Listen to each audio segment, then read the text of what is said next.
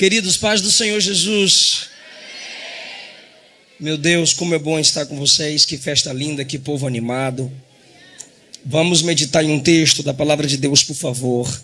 Evangelho segundo escreveu Mateus, capítulo 25. Mateus 25, a partir do 31.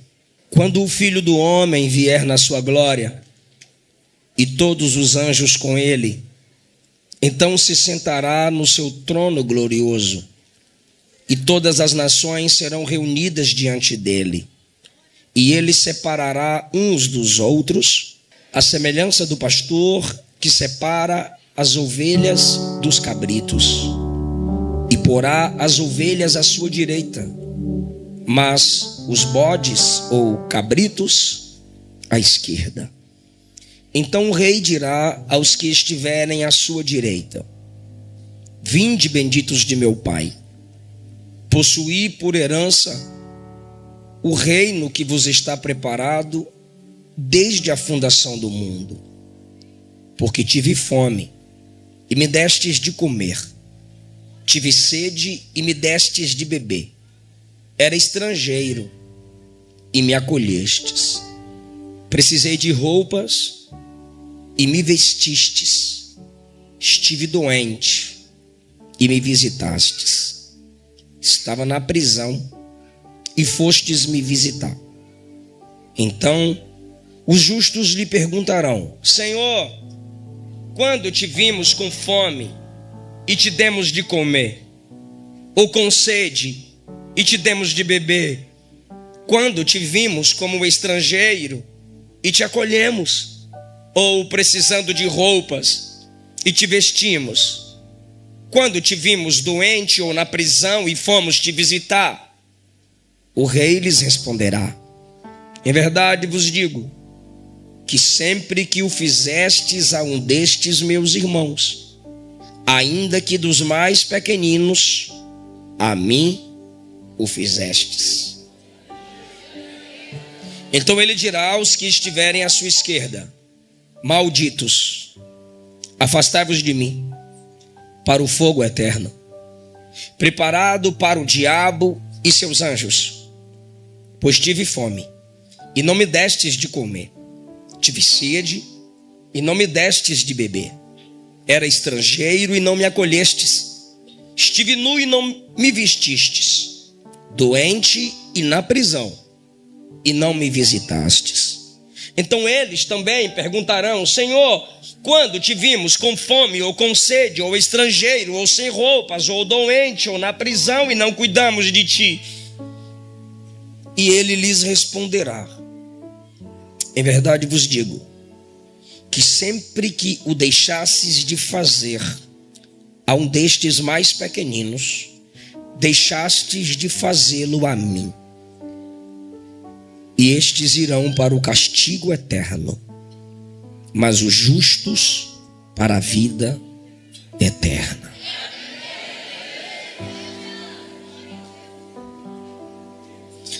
Eu quero trazer uma mensagem que gere em você Você é da mídia, né?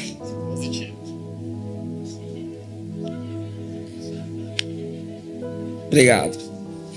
Eu quero pregar uma mensagem que gere em você temor. Não apenas medo, mas temor. Se você tiver medo de mensagens sobre o inferno, tudo bem, você é ser humano. Mas acima do medo é preciso estar o temor a Deus. Jesus está contando uma parábola cujos princípios desperta a igreja à vigilância. A igreja precisa saber para o que ela foi chamada. A igreja precisa entender que existem ações que confirmam se fazemos parte do grupo dos bodes ou das ovelhas. Todo Mateus 25 é sobre vigilância. Mateus 25 inicia com a parábola das 10 virgens. E nós procuramos muitos detalhes, mas veja o propósito da parábola no versículo 13. Vigiai, porque não sabeis nem o dia e nem a hora em que o Filho do Homem há de vir. Ele está dizendo que aqueles que creem nele, têm algum tipo de noção sobre ele, precisam estar atentos à sua vida espiritual, aos seus atos, pensamentos, pois ele tudo vê, e o céu santo é para quem é santo, o céu de Deus é para quem é de Deus. Depois, a partir do versículo 14, ele conta uma parábola sobre a necessidade de estarmos aptos a usarmos os nossos talentos para a glória de Deus. Você usar as suas habilidades, mesmo que seja fora do púlpito, mesmo que seja sem microfone, porque não é microfone nem púlpito que santifica nosso trabalho. O seu trabalho, se é digno, se é com verdade, glorifica a Deus. Porém, suas habilidades devem sempre resultar em ações que glorificam a Deus. Na parábola dos talentos, Jesus ensina que você não pode se autolimitar no reino, como se você não pudesse fazer nada, não fosse nada. Pois na igreja ninguém é tão cheio que tenha tudo, e ninguém é tão vazio que não tenha nada. Cada um aqui tem um talento, um dom, uma capacidade, um chamado da parte de Deus. Pastor, e como é que eu sei? Comece servindo, comece trabalhando. Não espere ser perfeito para servir. Sirva e o serviço te aperfeiçoa. Pastor, como eu descubro o meu chamado? Servindo a sua igreja local, pois é na sua igreja local que você descobre mais necessidades, e nas necessidades das pessoas se confirma o seu chamado. Então Jesus está ensinando que isso será analisado no tempo do fim. Vigie, tome cuidado para você não se perder, para que você não seja lançado no inferno, total separação de Deus. Vigie, olhe para si mesma, olhe para si mesmo, pergunte-se, se aperfeiçoe, para que você tenha meios e métodos pelos quais sua igreja pode ser auxiliada e o nome do Senhor glorificado. Agora chegamos na terceira parábola, que está a partir do versículo 31. Parábola significa colocar ao lado, comparar. Então Jesus vai usar termos culturais de seu tempo para facilitar sua transmissão e a compreensão de quem o escutava. Mas Jesus não tem uma mensagem que é só para um público, pois a palavra dele é espírito e vida, e ela ultrapassa tempos, pois ela é eterna. E ele não está falando de um tempo dele, ele está falando sobre um tempo futuro, a partir daquele dia. Então é uma mensagem escatológica, ou seja, uma mensagem que estuda os tempos do fim, uma mensagem que nos desperta sobre a vinda do Senhor, o destino de nossa alma, como que ele tratará as nações. Onde está a igreja aqui? Nos princípios. Vou repetir, a igreja aqui está nos princípios da palavra, da pregação de Jesus. Isso aqui se dará depois que a igreja for arrebatada. Isso aqui se dará como um convite àqueles que não subiram no arrebatamento da igreja, tiveram mais uma oportunidade. Alguns aproveitaram, outros não. Os que não aproveitarem a oportunidade pós-arrebatamento da igreja, esses se juntarão aos que serão lançados no lago de fogo. Agora, aqueles que aproveitarem serão convidados por Jesus para reinar com ele e com a igreja. Dito isso de modo introdutório, não é a igreja que está sendo julgada aqui, mas os princípios que temos aqui pode fazer com que a igreja seja arrebatada. Os princípios que temos aqui, se você não guardar, quem está assistindo não obedecer, fará com que a igreja seja arrebatada, você fique e mesmo assim você faça parte dos bodes e seja lançado no lago de fogo. Mas se os princípios por trás da parábola entrarem no seu coração, se Jesus vem e arrebata a igreja, você ainda tem uma chance de entregar-se ao Senhor e de fazer parte do seu reino. É uma mensagem, eu já disse isso umas 4 vezes, de vigilância, de despertamento. Agora, os princípios que estão aqui, se você guardar na sua alma, eu tenho plena certeza, a trombeta toca e você sobe. E você estará nesse julgamento apenas como testemunha, e não para ser julgada, não para ser julgado. Quem tem essa esperança? Ok, no tempo do fim acontecerá o julgamento das nações, que não é o tribunal de Cristo. E não é o juízo final, onde os mortos ímpios serão todos ressuscitados e julgados. São julgamentos das nações devido ao comportamento deles com aqueles que no tempo do fim, pós-arrebatamento da igreja, quererão servir ao Senhor, servindo a um povo que será perseguido. Então ele diz, quando o filho do homem, essa expressão filho do homem, no versículo 31, não é a mesma usada para Ezequiel. Quando a Bíblia chama Ezequiel de filho do homem, está simplesmente chamando-o de humano, comum. Mas quando se usa para Jesus, o F é maiúsculo. Filho do homem é aquele homem da visão de Daniel, o homem da autoridade. Quando o filho do homem vier na sua glória, ele está dizendo, agora eu estou em humilhação, contando essa parábola para vocês. Mas vai chegar um tempo que eu virei na minha glória. As nações verão quem eu sou de verdade. Não sou apenas esse Deus homem, o Deus encarnado que cansa, que passa fome e sede. Um dia eu virei na minha glória.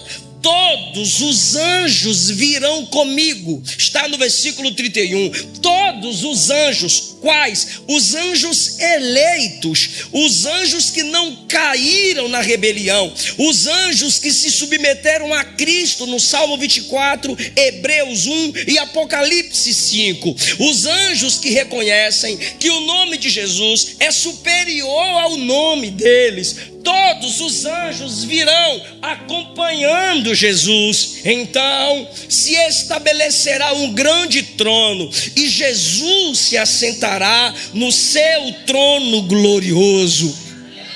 Quando ele estiver assentado no seu trono glorioso, todas as nações serão reunidas diante dele.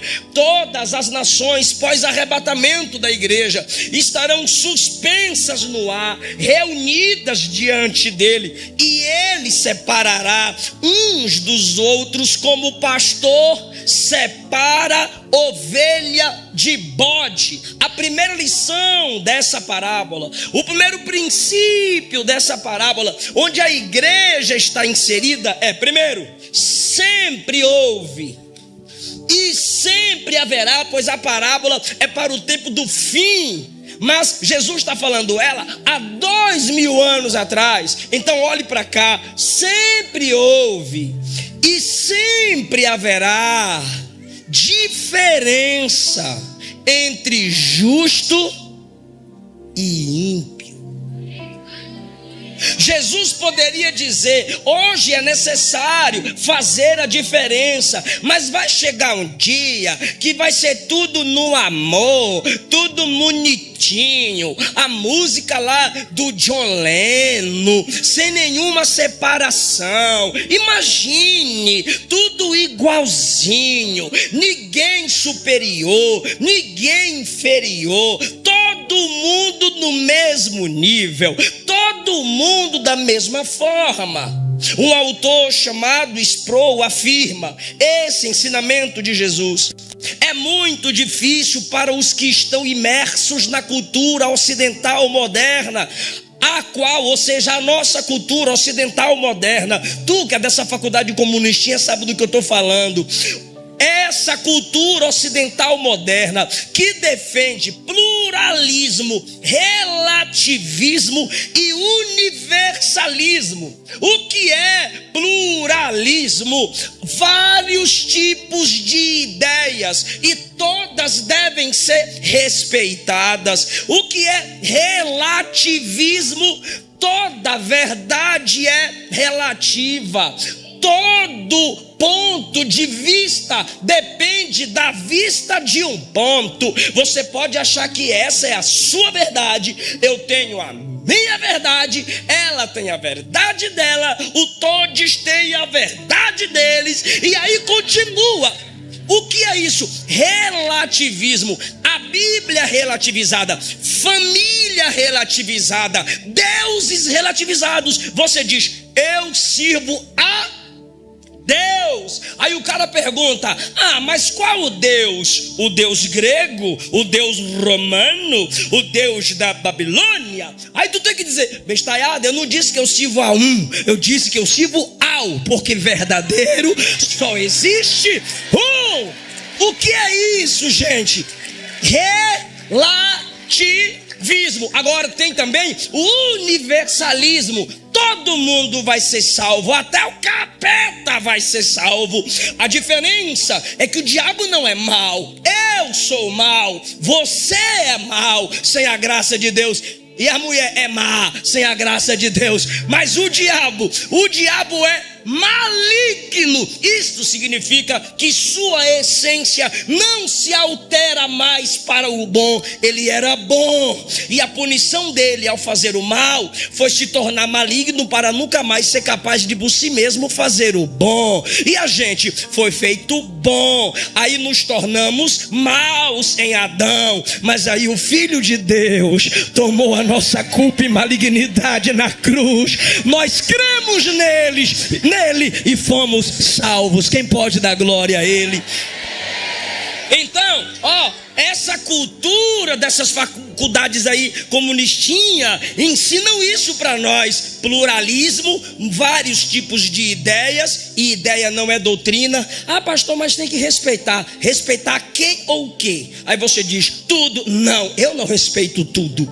A igreja não pode respeitar tudo. A igreja respeita quem? O que? Não. Eu respeito todas as pessoas, mas eu não sou obrigado a respeitar todas as suas ideias, porque se sua ideia é mentirosa e eu sou obrigado a respeitar a mentira, eu me torno mentiroso como você. Aí vai os dois para o inferno. E quem respeita todo tipo de opinião acabará aceitando qualquer tipo de comportamento. Isso não é para a igreja.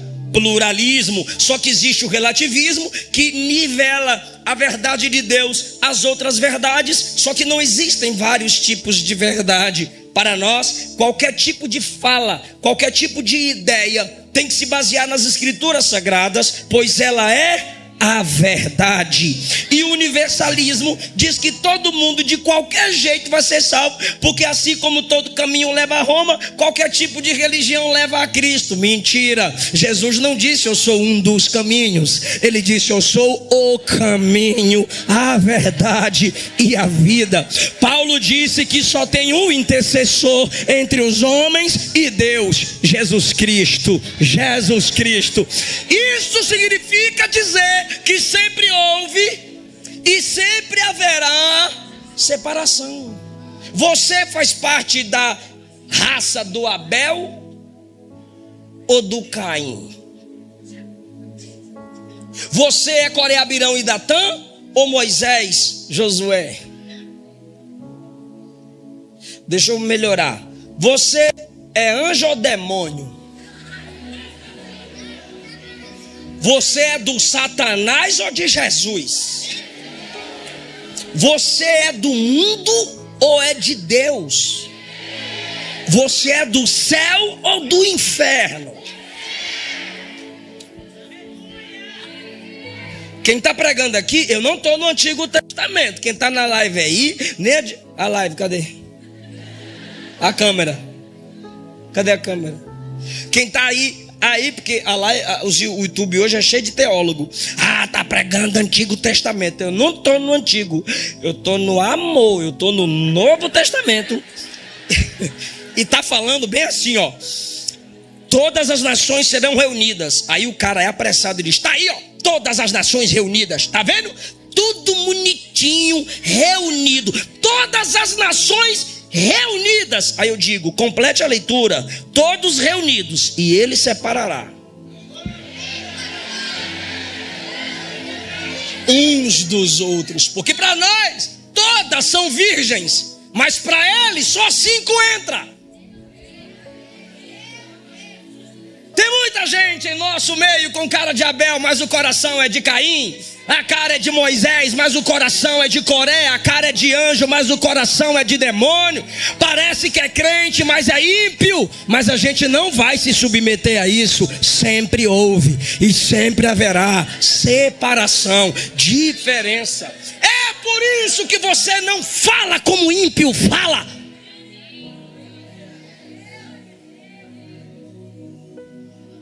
Nossos adolescentes precisavam estudar mais um pouquinho, meu Deus do céu, porque o vocabulário está pobre, podre, pífio, nojento.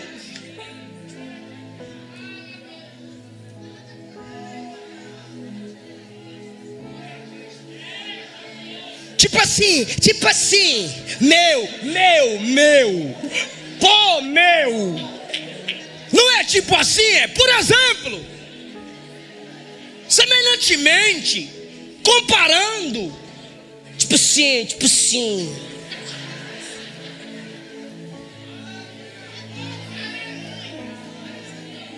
Crente não namora com ímpio.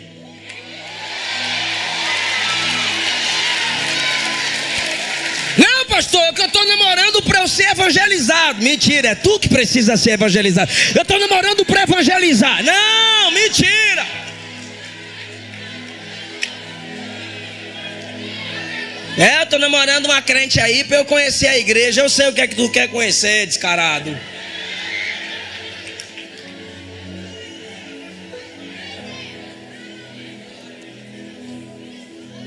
Crente, ó, repara o silêncio. Mas uma polêmica a mais, não tô nem aí não. Crente não tem comunhão com ímpio. Seguir a paz com todos. Comunhão não. Pastor, então com quem eu tenho comunhão? Com quem você parte o pão na ceia. Isso é comunhão. Não, mas eu prefiro meus amigos lá de fora. Esse mesmo papo, um dos que morreram na operação do RJ falou para o pai. O pai dizia: sai dessas amizades. Eu prefiro meus amigos de lá do que minha própria família. Se não se arrependeu dos seus pecados na agonia da morte, inferno. Porque a maioria de nós, às vezes fala: eu prefiro amizade com ímpio do que amizade com crente. E eu sei por quê e eu vou te provar. É porque qualquer problema que tiver com ímpio, você pode falar para ele: tu vai para o seu caminho, eu vou para o meu. Tu fica aí no seu quadrado, eu fico no meu quadrado. E se você tentar de novo, eu te meto bala na cadeia. Ou eu te levo para a justiça e acabou. Aí tu se arrepende: Senhor, me perdoe, eu falei umas coisas. Mas o que acontece quando você briga com o ímpio? Acabou. Sai da minha vida, some. Some. Acabou. Com crente, vocês brigam. Quando chega na ceia, tem que pedir perdão.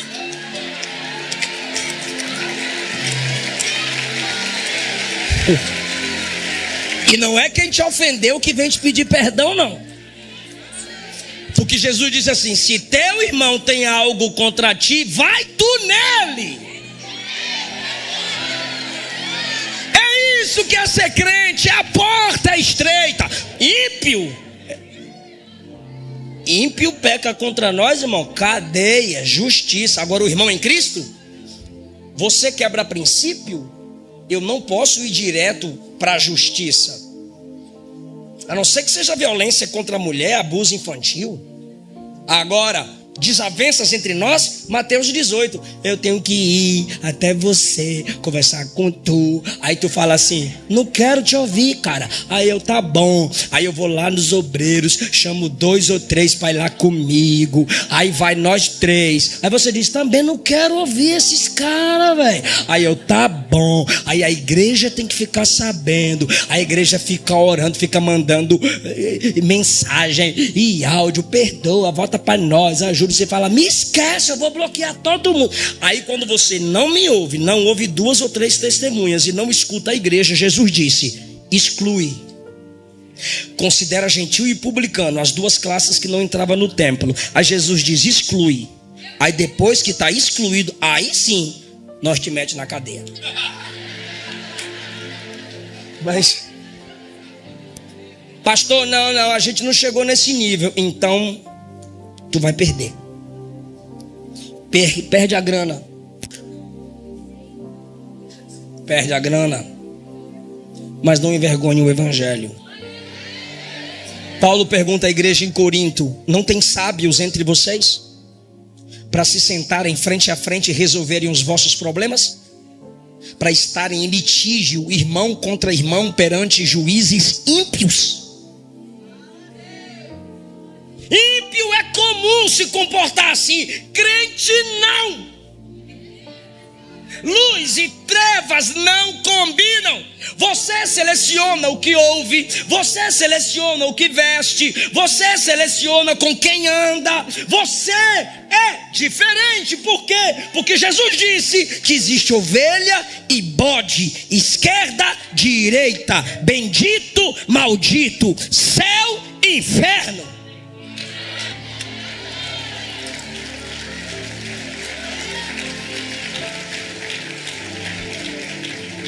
Só haverão 2 tipos, só haverão 2 categorias no dia do julgamento das nações. Hoje para nós tem reis e súditos, líderes e liderados, patrões e empregados, clérigos, leigos. Mas diante de Jesus naquele dia haverá apenas bodes, ovelhas. Que significa malditos e benditos. Segundo lugar, qual o princípio que temos aqui para a igreja? O bom pastor que cuida é o juiz que julga. Está aqui, ó. Eu virei no meu trono em glória. Amém. As nações serão reunidas diante da minha face. Ok. Separarei uns dos outros, do mesmo modo que o pastor separa a ovelha do bode. Por quê? Porque a ovelha tem muita lã. E tem pastor misto, que pastoreia ovelha e bode. E aí, culturalmente, ele, quando chega no frio, ele afasta as ovelhas do bode. Porque as ovelhas têm como se proteger. Os bodes vão empurrando as ovelhas e machucando-as para tentar se proteger. No meio delas, o pastor as separa. Então ele está dizendo, eu sou como um pastor, mas eu também serei o juiz que no meu trono olharei para os ímpios e direi, malditos vão para o fogo eterno, benditos venha para o meu reino. Aquele que é pastor e cuida é o juiz que um dia julgará. O ajuntamento se dará por uma separação. Ele vai juntar para separar. E aquele pastor que como ovelha muda diante de Pilatos foi julgado, ele agora como juiz julgará as nações. Aquele que foi condenado condenará os homens pelo que deixaram de fazer e pelo que fizeram. Aquele que foi julgado por juízes terrenais agora julgará até juízes ímpios que estarão ali com essas nações. Quem ouviu o vinde a mim, ouvirá o vinde bendito de meu Pai. Mas quem desprezou o vinde a mim, ouvirá afastai-vos de mim, malditos. O terceiro princípio que temos aqui essa eu quero que você fale comigo. Diga: inferno e céu possuem semelhanças. Como assim, pastor? É sério. Jesus aqui fala no versículo 46 sobre o castigo eterno ou o fogo eterno. Versículo 41: malditos, afastai-vos de mim para o fogo eterno, preparado para o diabo e para os seus anjos. Quais são as semelhanças? É que o inferno e o céu, ambos foram feitos pelo mesmo Criador. Está aí no 41, quem está me ouvindo? Inferno, fogo eterno, preparado para o diabo e seus anjos. Diga: preparado. Agora veja se não é a mesma palavra do versículo 34. Vinde, benditos de meu Pai, possuí por herança o reino que vos está preparado. O mesmo que prepara o reino para a ovelha, preparou o inferno para bode, porque ele é justo. Segunda semelhança é que ambos durarão por toda a eternidade. O reino está preparado desde quando? Versículo 34, fica comigo. Possuí por herança o reino que vos está preparado desde a fundação do mundo, além do tempo. E o inferno, versículo de número 46, castigo eterno. Para lá irão os ímpios e os justos para a vida eterna. Ambos durarão toda a eternidade. Diga: misericórdia. Agora fala: céu e inferno tem diferenças. Posso provar? Um é aviso, o outro é promessa. O inferno não é garantia de Jesus para você. É só um despertamento. É só um aviso. Mas o que é o céu para a igreja? Promessa. Não se turbe o vosso coração. Crede em Deus, crede também em mim. Na casa de meu Pai, céu, há muitas moradas.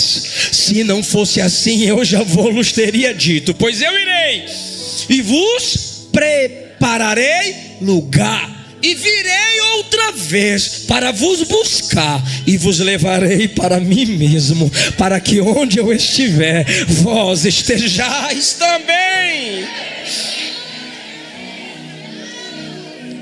Aviso. Eu não estou pregando aqui para te lançar no inferno. Eu preguei ano retrasado lá em Maria Aparecida, na cidade, né? Num evento assim de rua. E justo no dia, meu Deus do céu, que eu preguei, de fora ficarão os cães, feiticeiros, mentirosos. Sabe quem gosta de novela? Aí eu acabei de pregar contra os que amam a mentira. Aí quando eu acabei de pregar, o cantor entrou para cantar. E aí eu fui descendo as escadas, e um dos que estavam com ele falou assim, na hora que eu passei: tá aí o pregador que lança todo mundo no inferno. Falei: você está me dizendo isso depois dessa pregação? Ele: você lançou todo mundo no inferno. Eu falei: não, todo mundo não, lancei feiticeiro, mentiroso, assassino. Se depois dessa mensagem você continua desse jeito, você vai ser lançado lá também de cabeça para baixo e vai estar na primeira fila. Então o inferno não é uma promessa para nós, é um aviso. Mas o céu é uma promessa. Outra, para quem o inferno foi feito? Eu estou achando que vocês estão gostando da palavra. Ainda bem que está escuro, não dá para ver quem não está gostando. Agora quem está gostando dá para ver os dentes. Versículo 41. Afastai-vos de mim para o fogo eterno, preparado para quem? Para o diabo. Segunda diferença: o inferno não foi feito para o ser humano. Ele vai para lá porque ele despreza a promessa do céu. O inferno foi feito por o diabo e seus anjos, mas o céu é o contrário. O inferno foi feito para o diabo e seus anjos, mas o céu é para pessoas que creem na pessoa bendita do Senhor Jesus. O céu é para nós. Você pode estar em pecado, você pode estar desviada, você pode estar desviado. O inferno é só um aviso. Não pode, não deve ser o seu destino, mas o céu foi feito para a gente. O céu foi feito para pessoas que creem naquele que se fez homem como nós. Inferno é juízo. Se o inferno é juízo, só vai para lá quem merece. Ou tu acha que vai ter alguém no inferno que não merece? Se vai para o inferno sem merecer, Deus deixou de ser justo. Agora eu pergunto, não me estressa, céu é merecimento?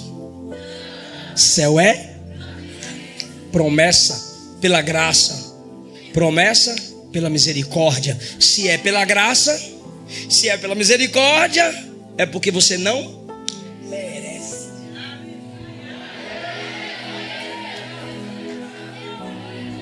Então, se for para o inferno, a culpa não é de Deus. Porque a gente merece tanto o inferno que ele diz assim: quem é sujo?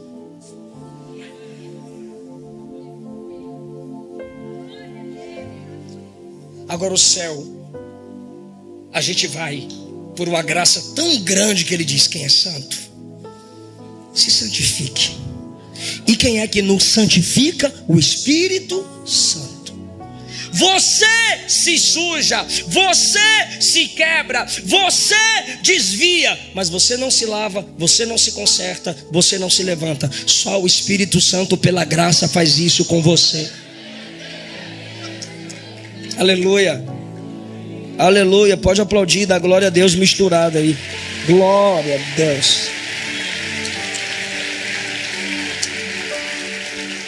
A última diferença entre céu e inferno é que o inferno é para quem fez sempre sua vontade. E céu é para quem fez a vontade de quem? De Deus. O inferno é para quem sempre fez sua própria vontade. E qual é a vontade dos ímpios que para o inferno irão? A ausência de Deus. Eu não quero Deus me dizendo o que eu devo fazer. Eu não quero a Bíblia aberta me dando regra. Eu não quero pastor no púlpito, eu sentado ouvindo o pastor me dar sermão. Eu não quero esse negócio de igreja. Então no dia do juízo o Senhor lhes dirá: ok, seja feita a sua vontade.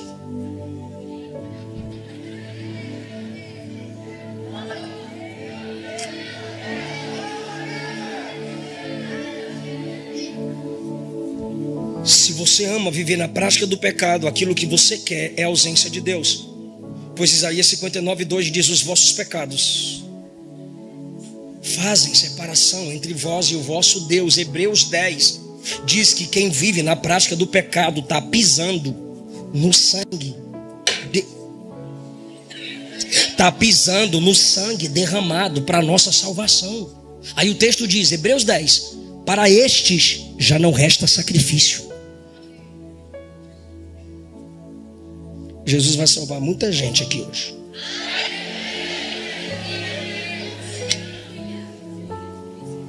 Porque o inferno não foi feito para você. Que o capeta vá, mas eu quero te encontrar no céu. Que pela graça ele também me leve para o céu. Caminho para a conclusão. Quando a igreja for arrebatada, pois os judeus até hoje esperam o Messias, o anticristo se levantará, tomando o lugar de Cristo ou enganando muitos. se fazendo Cristo diante desses. Haverá um falso profeta. As pessoas sempre anseiam por um Messias e por milagres religiosos. Por isso ele virá com um poder político e religioso. Quando as pessoas se submeterem, até os judeus serão enganados pelo anticristo. Mas haverá um grupo que se rebelará contra ele, quebrará a aliança. Haverá um grupo dentre os judeus que se converterão a Cristo. Reconhecerão que tudo que foi escrito a respeito de Cristo se cumpriu nele. Reconhecerão que as Escrituras é a palavra de Deus do Novo Testamento. Serão impactados pelo arrebatamento da igreja. E agora, esses se espalharão entre as nações. E Jesus é da tribo de Judá. Jesus veio originalmente, nacionalmente, como judeu.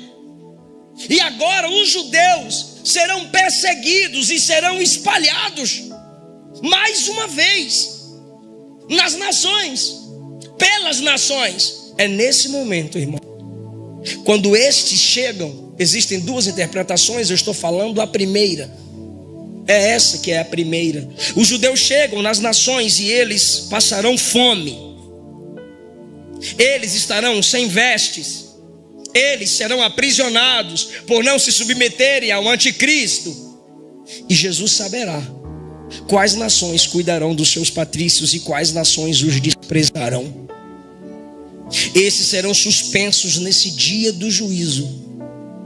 E aqueles que cuidarem destes que no tempo do fim se converterão, serão chamados de ovelhas e benditos, chamados ao reino.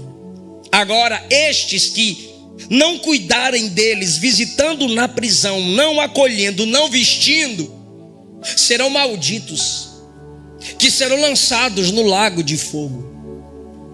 Mas existe uma interpretação mais geral, que se inclui também com os judeus.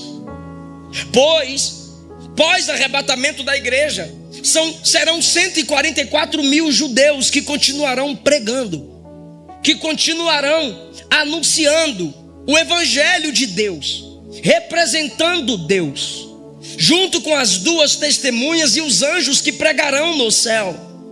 Me entenda agora, por que eles fazem parte desse grupo? Pois a Bíblia chama de irmãos aqueles que fazem a vontade de Jesus. Lembra quando Jesus estava pregando e a família de Jesus chegou do lado de fora e disseram: sua mãe e seus irmãos estão te chamando. Jesus disse: mãe, irmãos, minha família são esses que fazem a vontade do meu Pai. Esses são meus irmãos. Só que Jesus também diz meus irmãos no versículo 40 e pequeninos. Os pequeninos irmãos de Jesus são sempre aqueles que levam seu evangelho. São sempre aqueles que cuidam da obra missionária. Jesus disse que quem fizer o mal a um dos seus pequeninos sofrerá juízo. Quem expulsa demônios, prega o evangelho, anuncia o reino. Em Marcos 9, 38 ao 42, Jesus disse que é um dos seus pequeninos. Mateus 18, 12, Jesus disse que tem gente que está entristecida e afastada do rebanho, e nós como crentes devemos ir em busca desses que estão afastados. E ele disse que é da vontade do Pai que esses pequeninos que se entristecem e se afastam não se percam. Isso significa dizer que qualquer irmão em necessidade ou em fraqueza espiritual, ou algum missionário ou pregador do evangelho que sofra por amor a Cristo, é irmão de Jesus e pequenino. A esses nós devemos demonstrar amor, misericórdia e cuidado. E eu pergunto aos que estão aqui: você está se importando com algum pequenino que enfraqueceu na fé e deixou de vir à igreja? Você está se lembrando de algum pequenino no campo missionário que está sofrendo por amor ao evangelho? Você sabia que existem missionários entrando em depressão no campo missionário? Você sabia que filhos de missionários estão precisando de uma roupa? Estão precisando de um alimento? Eles sofrem o que a gente não sofre. Eles passam limitações que a gente não passa. Estão sempre felizes, sofrendo pelo reino, pregando o evangelho. Eu conheci o projeto de uma missionária chamada Kellen Gaspar. Ela cuida das meninas que são abusadas sexualmente ali nos ribeirinhos, Amazônia, Pará. E ela traz essas meninas para o seu projeto missionário, forma essas meninas como missionárias e as envia para esses mesmos ambientes, e elas chegam lá transformando as ilhas. Quando eu estive com ela, eu disse: missionária, eu vou ofertar no seu projeto todo mês, pois vocês passam frio, fome, sede. Eu estive em uma das casas, não tinha energia, não tinha internet. Eu acho que eu contei esse testemunho da vez passada que eu estive aqui. Então eu disse à missionária Kellen: eu quero ofertar, mas é o seguinte, minha vida é muito corrida, eu viajo Brasil, fora do Brasil, tenho um compromisso na minha igreja local, ainda mais com a minha família. Então me ajude, vocês vão me mandar o lembrete todo mês, entre dia 5 e 7, dos meus cursos, dos meus livros, eu enviarei a minha oferta. Ela educadamente disse: deixa comigo, pastor, vou te lembrar sim, vai ser uma honra. E eu fiquei de boa. Preguei lá com eles, dei a aula, Luana também, viemos para casa. Irmãos, passaram 3 meses, a missionária Kelly não me mandou uma mensagem. Cheguei no hotel, eu fui pregar numa conferência missionária.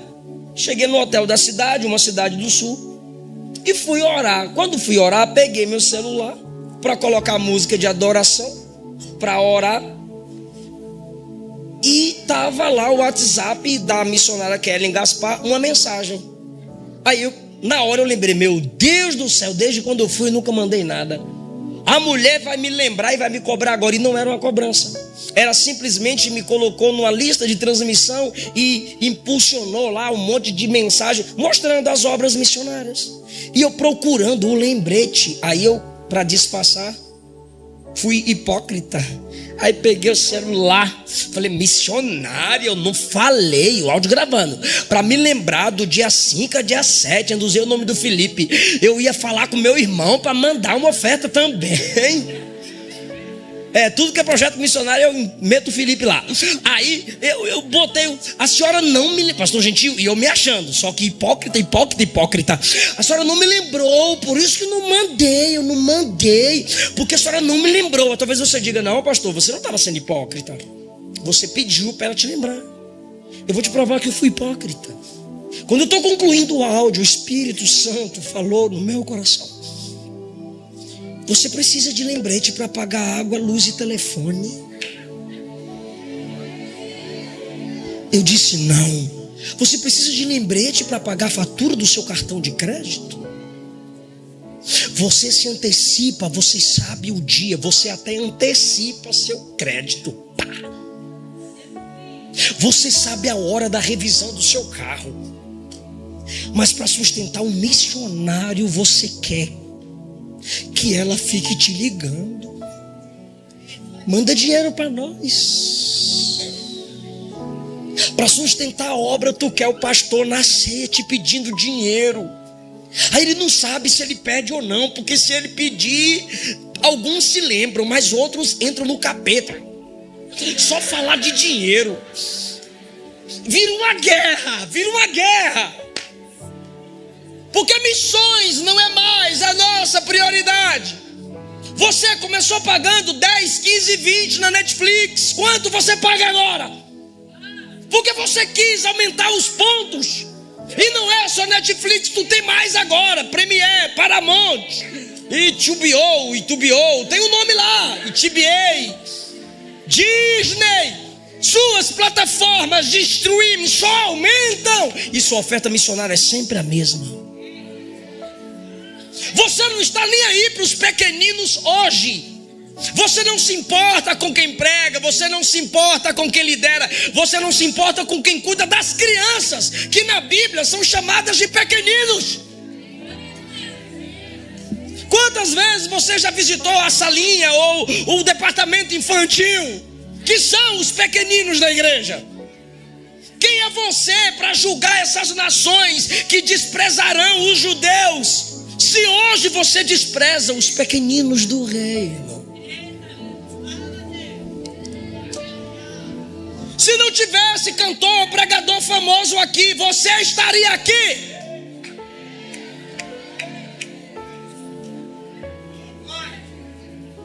No culto de doutrina na sua igreja, na escola dominical de sua igreja, você depende de alguém famoso ou de alguém que tem conteúdo? São seus irmãos, são os pequeninos de Deus.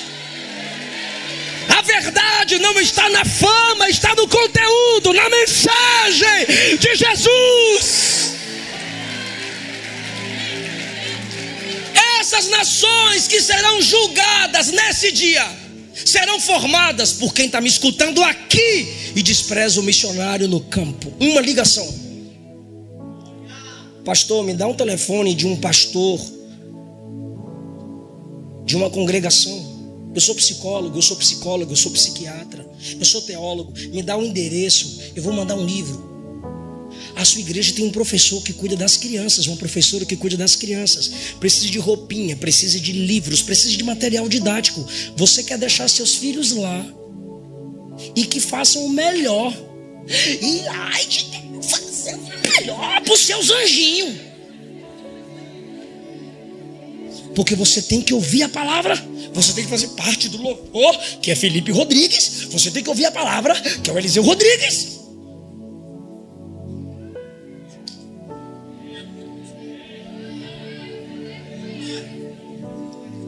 Se você despreza os meus pequeninos, você é bode, desde já.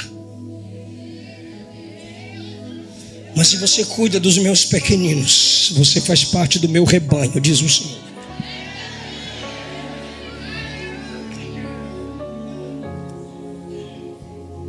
E eu termino aqui, ó. Se você é pequenino e se você é irmão de Jesus, sempre vai ter um bode que não vai se importar com você. Por que eu disse isso? Porque se não se importa com você que é pequenino de Jesus, irmão de Jesus, é porque a pessoa é um bode. Então o problema não está em você. Se a pessoa não se importa com você que é pequenino de Jesus e é irmão de Jesus, é ela que é o bode, é ele que é o bode, e não tu. Tu sabe por que eu estou dizendo isso? É que você não pode deixar de ser irmão de Jesus e pequenino de Jesus por causa do bode. Porque o bode vai para o inferno. O bode é maldito. O bode é inimigo de Jesus por ser inimigo do irmão dele e dos pequeninos dele. Aí você para de pregar, para de profetizar, para de cantar, para de servir sua igreja, porque algum bode não quis cuidar de vestir você, visitar você, matar sua sede, matar sua fome. Não se importou com sua alma. Se você é pequenino de Jesus e é irmão de Jesus, você não tem só bode que vai te desprezar. Tem as ovelhas que vão cuidar de você. Mas o rebanho só cuida de quem é irmão de Jesus e quem é pequenino de Jesus. Se você é irmão de Jesus e pequenino de Jesus, você sabe quem é a ovelha de Jesus. Se você não sabe quem é a ovelha de Jesus, é porque você também não é pequenino de Jesus e nem irmão de Jesus.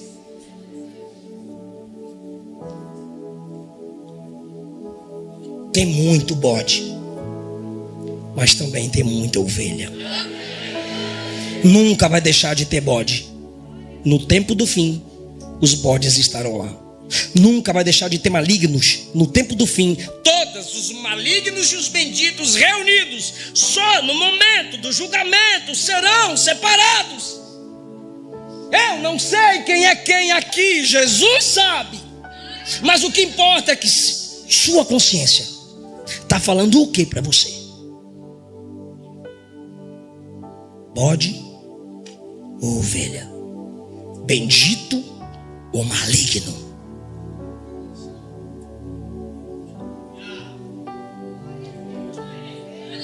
Amém?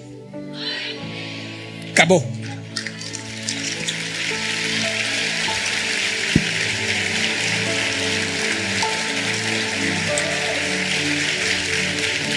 Fiquem em pé, igreja.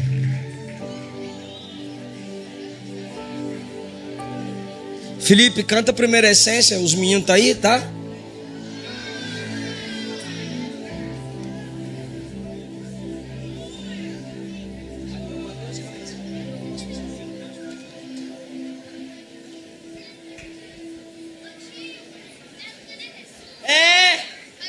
Obrigado.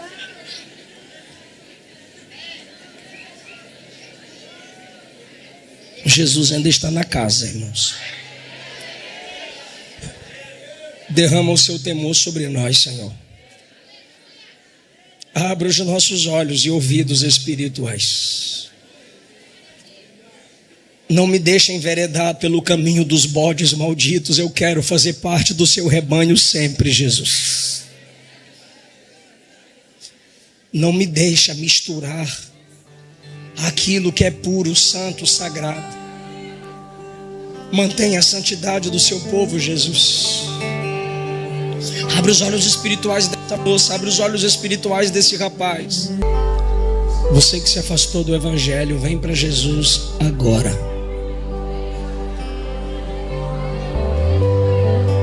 Vem para Jesus agora, você que se afastou. Você que nunca foi crente, mas está com vontade de ser crente hoje. Vem aqui na frente, eu quero orar por você.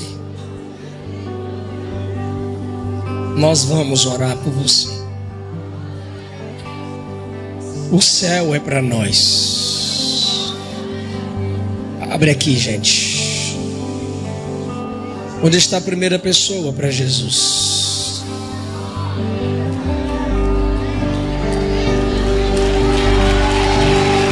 Aleluia! Tá vindo, as pessoas estão vindo para papai. Isso, moça, isso, rapaz, vem para papai. Deus marcou essa noite para marcar a sua vida. Isso, venha da direita, venha da esquerda, vem para papai. Auxilie as pessoas a chegarem aqui, irmãos.